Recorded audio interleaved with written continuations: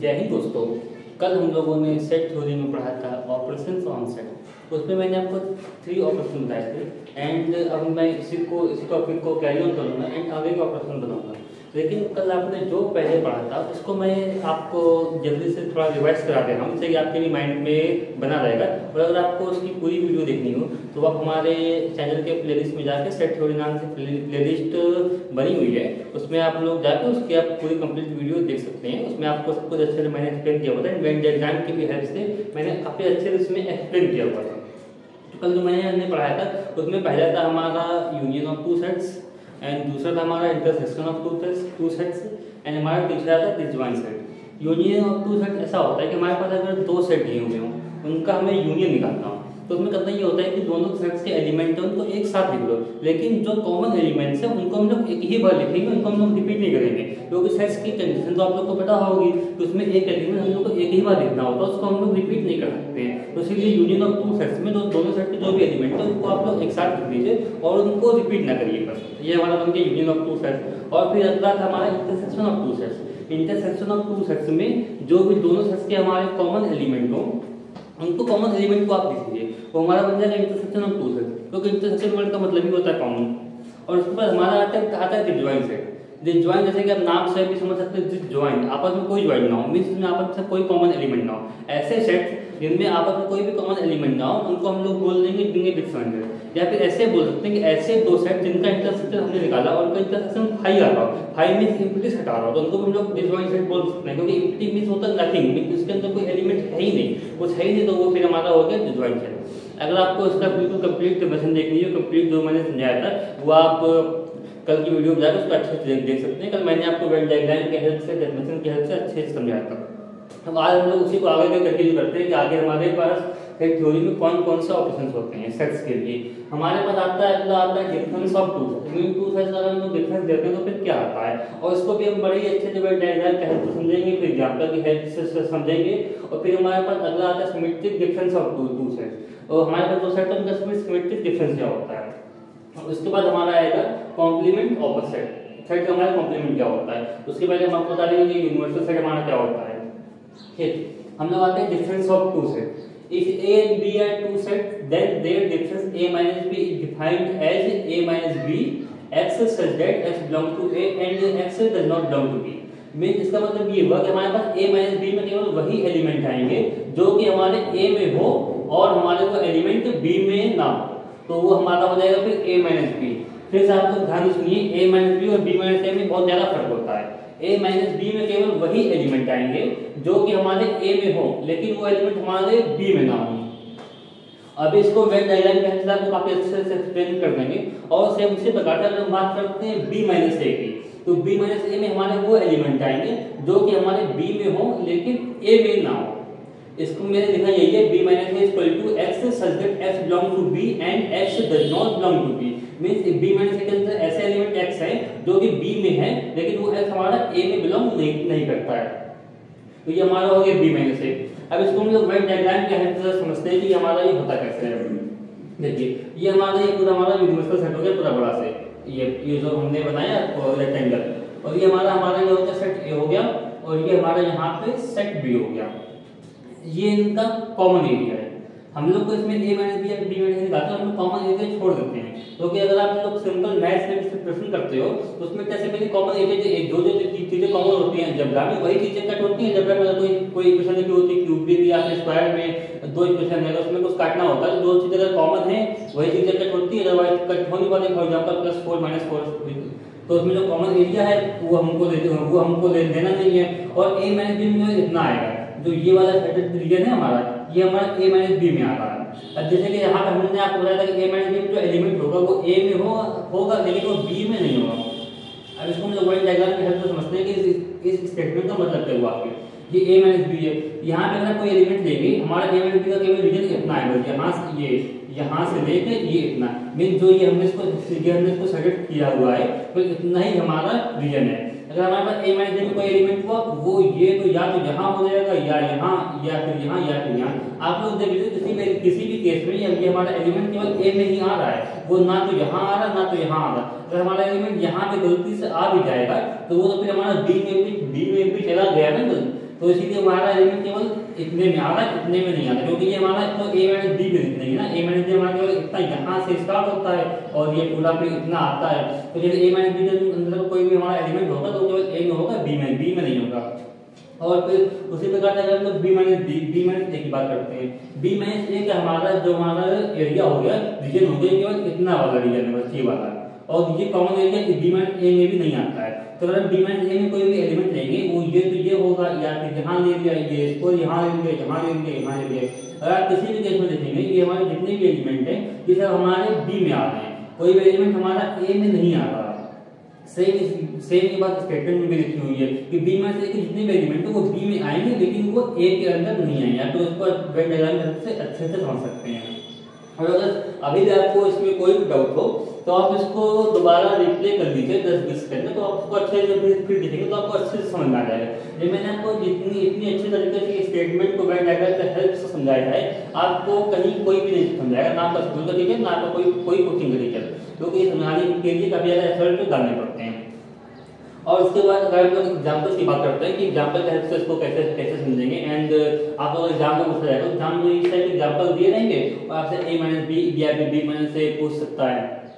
तो हमने कोई सेट a लिया, इसके एलिमेंट होगा 1 2 3 4 5, एंड हमने सेट b लिया, इसके एलिमेंट हमारे होगा 1 3 5 7 9। हमको a माइनस b निकालना है, तो a माइनस b में आप कैसे निकालेंगे? a माइनस b की हमारे पास डेफिनेशन ये थी, स्टेटमेंट ये थी कि हमारे पास a माइनस b में हम लोग ऐसे एलिमेंट लेंगे जो कि a में हो और b में ना हो। अब आपको ऑब्जर्व करना है एक एक एलिमेंट को देख के और देखना है जैसे कौन से एलिमेंट है जो कि a में है और b में नहीं है। सबसे पहले 1 आ जाए, 1 को आप लोग देखते हैं, 1 हमारा a में है लेकिन वो b में भी है, तो हम उसको a माइनस b में तो ले नहीं सकते हैं, लेकिन आप ये भी सोच सकते हैं कि ये 1 1 कैंसिल हो गया, ये केवल समझने का वे है बस। और 2 को हमने देखा यहाँ पे 2 हमारा a में है लेकिन 2 हमारा b में नहीं है, तो 2 हमारा a माइनस b में आ जाएगा, क्योंकि ये इस स्टेटमेंट को हमारा सेटिस्फाई करता है। हमारा जो 2 है ये a में है लेकिन b में नहीं है, इसलिए 2 हमारा a माइनस b में आ गया। और अगर हम 3 की बात करते हैं, 3 हमारा a में है लेकिन 3 हमारा b में भी है, तो इसको हम a माइनस b में रख नहीं सकते क्योंकि सेम एलिमेंट हो गए। और 4 की बात करते हैं, 4 हमारा a में है और हमारा b में नहीं है, इसलिए a माइनस b में हमारा 4 आ गया।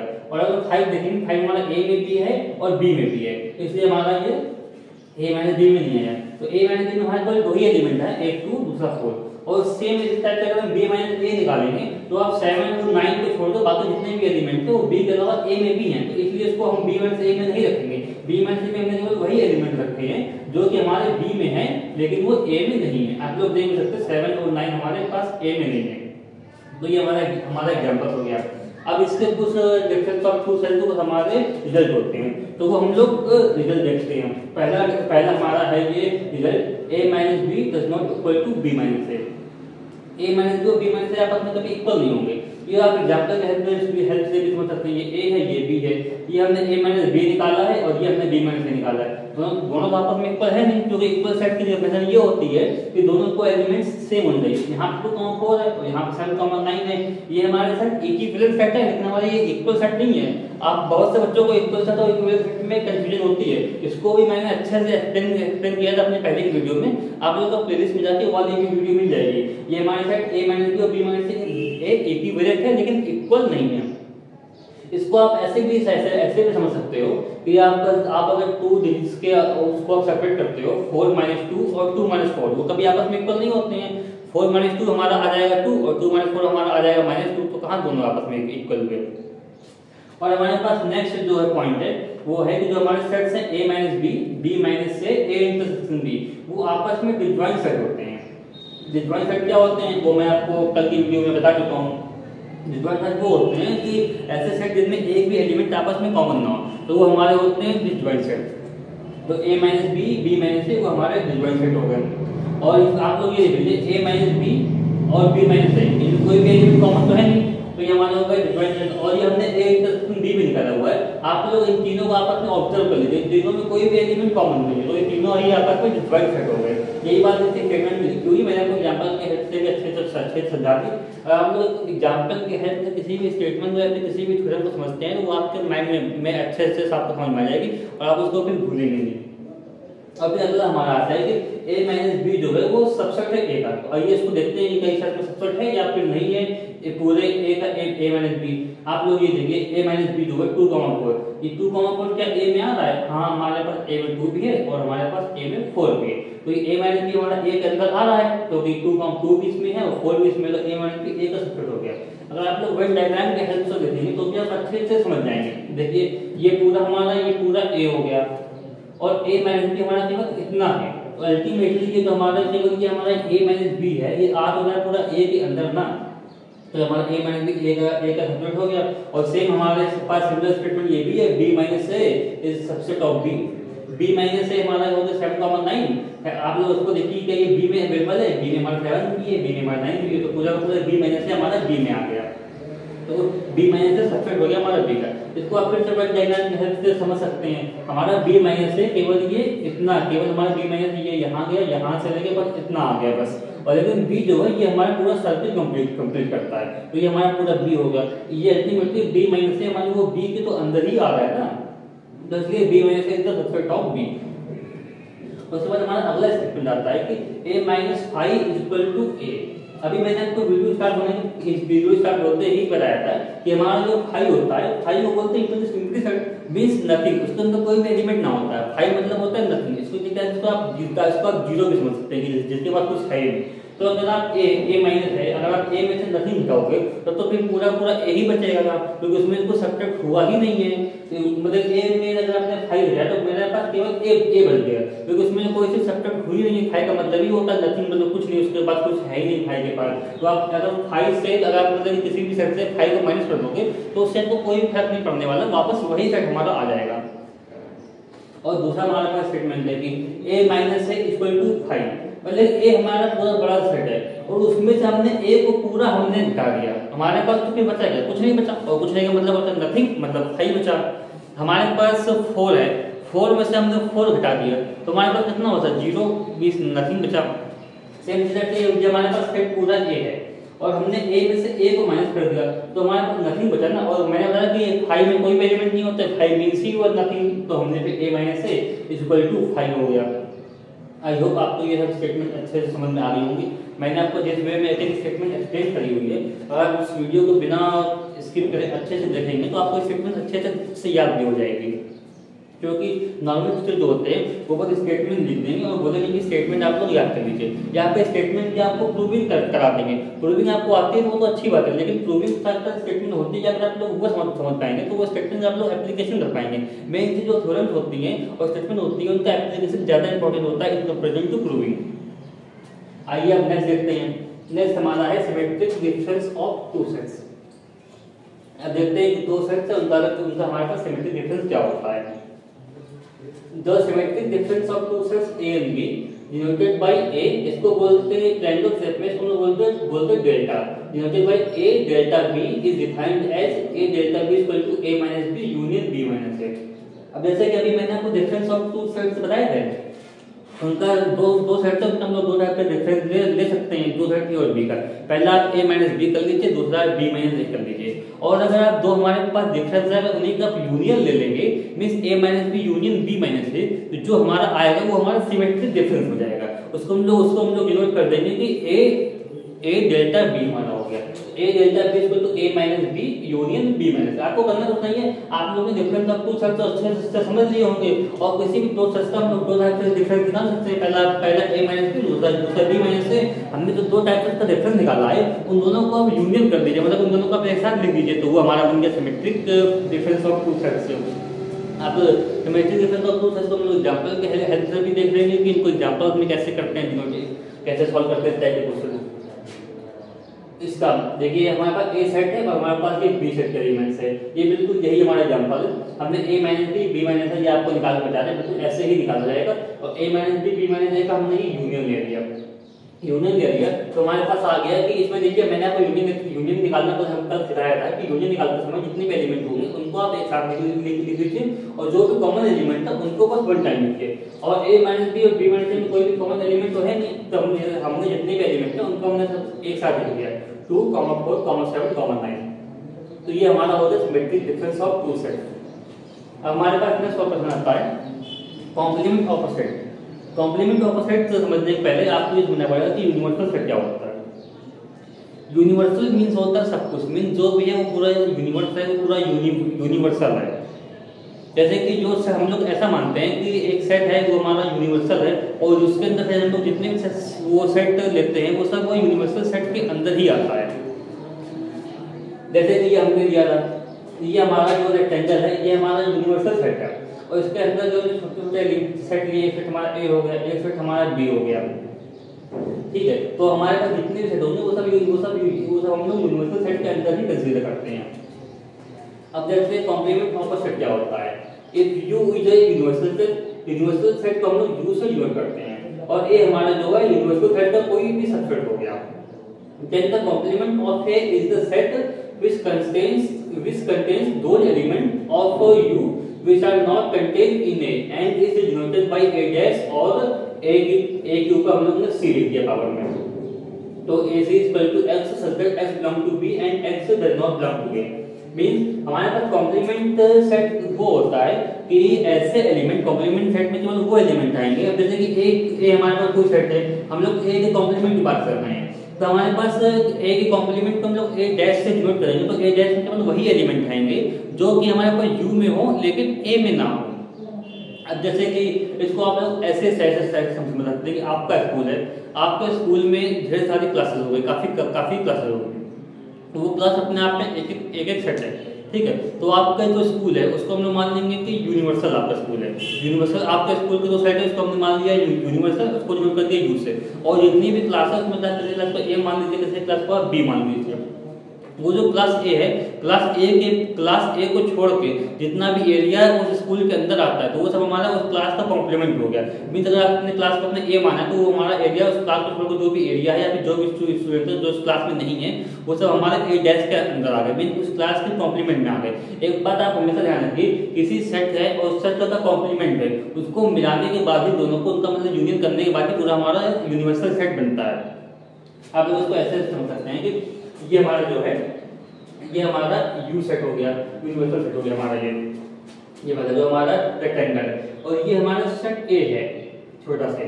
तो यूनिवर्सल सेट में अगर हम लोग A को हटा के देखते हैं हमारे पास क्या क्या बचता है, ये जितना ही पूरा हमारे पास एरिया है ये मतलब ये हो गया पूरा, ये हो गया ये पूरा हमारे पास जितना भी एरिया हो गया ये सब हमारा मतलब कि यूनिवर्सल सेट के अंदर आता है, और खुद A भी आता है। अगर हम लोग कॉम्प्लीमेंट की बात करें तो ए को छोड़ के यूनिवर्सल सेट के पास जितना भी एरिया बचा या फिर जितने भी एलिमेंट बचे वो सब कॉम्प्लीमेंट के अंदर आते हैं। मींस हमारे पास ए है, इसको आप लोग छोड़ दीजिए तो ये जो भी चीजें हमारे पास हो गई ये सब हमारे पास ये कॉम्प्लीमेंट में आ गई। ऐसे इसको बोलते हैं ऐसे से करते हैं डिनोट एक पावर से, या फिर इसको हम ए डैश भी लिख सकते हैं।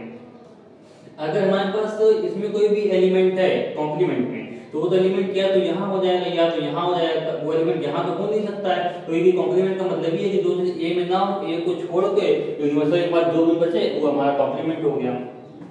तो हमारे पास कोई भी एलिमेंट है तो कॉम्प्लीमेंट में जाहिर सी बात वो हमारे पास ए में तो होगा नहीं, और अगर ए में है तो फिर वो कॉम्प्लीमेंट में नहीं होगा। आई होप आप इसको अच्छे से समझ गए होंगे। अब इसको एग्जांपल की हेल्प से समझते हैं। एग्जांपल हमने यूनिवर्सल सेट ले लिया 1 2 3 4 एंड सो ऑन।